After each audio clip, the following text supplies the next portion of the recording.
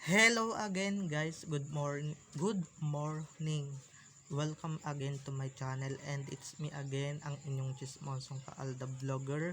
So gusto ko munang magpasalamat sa inyong lahat na walang sawang tumatangkilik na nanonood, sumusuporta at sumusubaybay ng aking mga content araw-araw dito sa aking channel. So thank you so much for your love and support na binibigay, especially sa oras na nilalaan ninyo para manood dito sa channel ko. So wag ninyong babaktawan o lalaktawan tong ating content ngayong araw. I'm sure na hindi ninyo pagsisisihan na pinanood nyo to mula umpisa hanggang hulihan. And syempre, wag kayong makakalimot na i-share to para lalong lumaganap tong aking content ngayong araw. Kaya eto na, dumako na tayo sa ating main topic for today's video. Yup, it's true. Kumikita sila pero in 5 consecutive years, ang laki na pala ng lugi nila.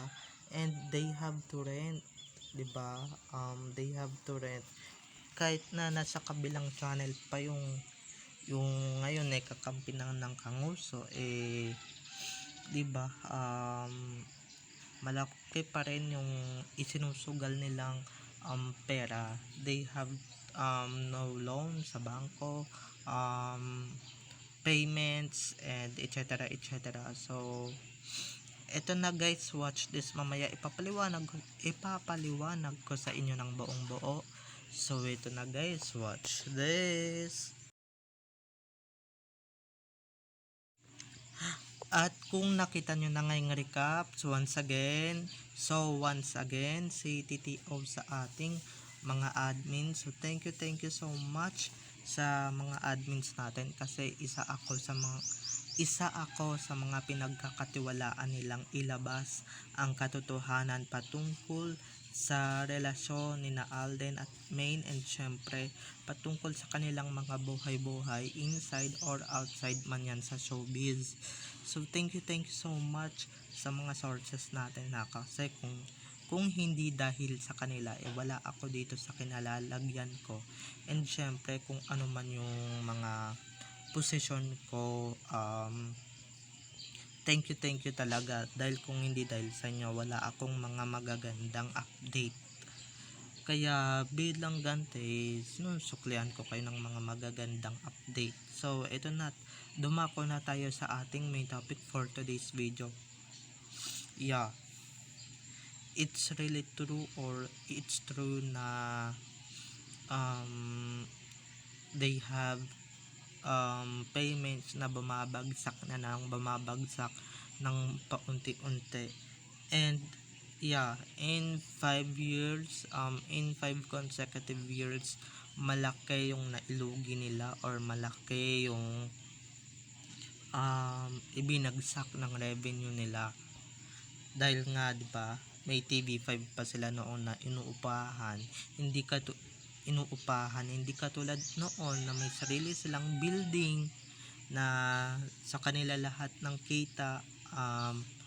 Hindi din kasi nagbabayad ng buwis tong mga to, kaya napasara. And nasilip mismo ng ating former na presidente yung pagkalugi ng ABIAS, 'di ba? They have to rent na ngayon, 'di ba? Kung saan silang channel napapanood ngayon, 'di ba, mga ka-ADN? Pero tignan niyo naman, lugi pa rin, nganga pa rin. Lalong-lalo na yung mga teleserye nila, bibilang lang yung mga teleserye na kumikita sa kanila, or yung pumapasok or pinapasokan ng revenue. Hindi ba? Ako nagsasabi lang naman ako ng katotohanan. Ewan ko lang kung maniniwala kayo. Di kung hindi, di respect, 'di ba? Ganun lang 'yun. At ganun lang yung doon. Ganun lang tayo, okay? Kaya walang kahit ngayon na nakipag-sunny sa pa rin sila sa Kanguso, tignan nyo naman ano nangyayari ngayon, nga pa rin, 'di ba? di pa rin hindi pa rin nakakabayad. Ang dami-daming channels, 'di ba? Yung saan pinapalabas ng teleserye ninyo. Pati All TV pinasok nyo na, 'di ba? Pati yung nananahimik na channel pinasok nyo na para lang makapag-broadcast kayo at para makapagpalabas kayo ng mga luma ninyong palabas. Di katulad noon, 'di ba? Kahit na may sarili naman silang network or may sarili naman silang building at hindi na nila kailangan mag-rent ng mga network or ng mga channels para palabas lang yung mga content nila or yung mga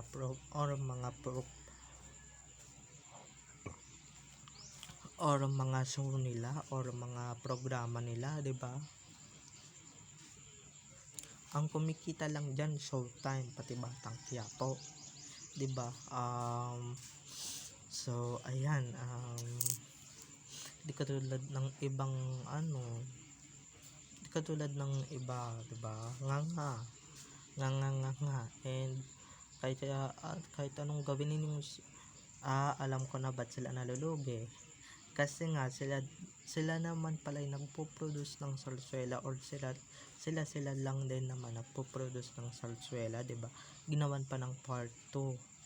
Tignan niyo part 1, 'di ba? Binongga ninyo. Ano nangyari? Nga nagtapos wala man lang nangyari. Ganon din sa part 2 kung matatapos ito. Ganon din ang mangyayari sa part 2 ng salsuela, 'di ba? Kaya ako lalong-lalo na yung tax infos ng obvious na di man lang kapanipaniwala na nagbabayad daw sila. Saan banda? 'Di ba? Luging-lugi na kayo, 'di ba? Di nga kayo mapabukas-bukas. Nagrally na kayo, nagpapirma na kayo ng mga paboto para mabuksan lang ang network ninyo, pero ano nangyari? Nga 'di ba? Napasara pa rin kayo or kung saan na nga lang kayo nakikisampid. Kaya yung mga diyan, yung mga kapampam fans, wag na kayong mayabang kasi wala na kayong maipagyayabang, wala na kayong maipagmamalaki, wala na kayong network na kayang makapag-operate or makapagbukas pa, okay?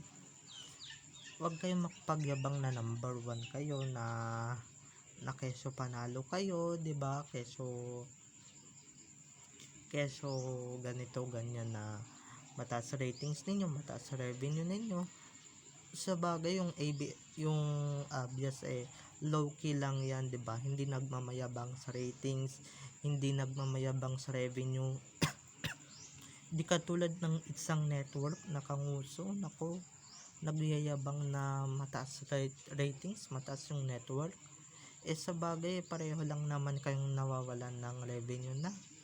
Nawawalan na kayo ng kinikita, nawawalan na kayo ng kaya ang pag-asa ninyo is yung mga matataas ang ratings ninyong mga programa. Or kaya sa YouTube na lang kayo umasa, 'di ba? At least sa YouTube wala kayong kahati, solo nyo lang talaga yung kinikita ninyo, 'di ba? Kasi lahat ng tao nasa YouTube na, baliwala na yung TV na ratings na hindi natutok, hindi na katulad no ng mga panahon ng SOP, pati ASAP natutok yung mga tao, 'di ba? Eto wala na yung era na ganyan na TV ang uso. Ang era na ngayon is YouTube. Tignan nyo nga, 'di ba? Marami nang nagba-vlog, pati mga artista or starlet ninyo nagba-vlog para lang sa ganun magkaroon ng kita. Kasi nga, 'di ba, yung mga network nila, mga maliliit na nga lang yung revenue, maliliit na nga lang yung mga pinagpasahod sa kanilang mga talents. So, ayan bali nang mag-fact checking tayo dito, mag-fact checking. Wag puro kuda at wag puro satsat, okay? Wag puro ganon. 'Di ba at least sa YouTube madali kang makilala, madali kang masundan ng mga tao kaysa naman dito sa TV, 'di ba? Um, at saka dito mas mahaba exposure ninyo sa TV, 'di ba? So, babay na mga ka-ADN, babalikan natin ang ating update kaninang madaling araw. So, susubukan kong ibalik at susubukan kong enter dito sa YouTube, and syempre susubukan ko talagang ibalik at susubukan kong alalahanin. Okay? So, babay na mga ka-ADN. Have a nice day. Keep safe and God bless. So, wag ninyong kalimutan na mag-subscribe dito sa aking channel for more videos and uploads patungkol kina Main at Alden, and patungkol sa kanilang mga buhay inside or outside man yan sa showbiz. Bye-bye! At kahit anong gawin ninyong pabango, hindi na kayo babango kasi nga alulugi na kayo, and karma is real talaga.